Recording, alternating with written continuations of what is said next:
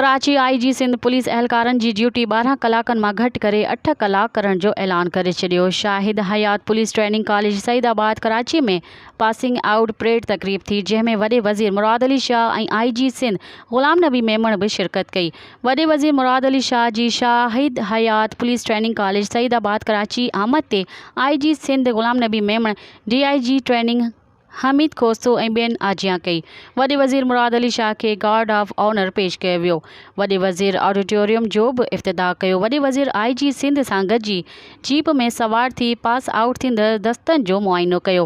इन मौक़े ते तक़रीब खे ख़िताब दौरान आईजी सिंध पुलिस एहलकारनि जी ड्यूटी 12 कलाकनि मां घटि करे 8 कलाक करण जो ऐलान कयो। आईजी सिंध चयो त पुलिस ऑफिसरनि ऐं जवाननि जे पघार में वाध कई आहे। मज़ीद ख़बरनि ऐं तफ़सीलात लाइ विज़िट कयो असांजी वेबसाइट www.awamiNewsHD.com ऐं ॾिसंदा रहो अवामी न्यूज़ HD।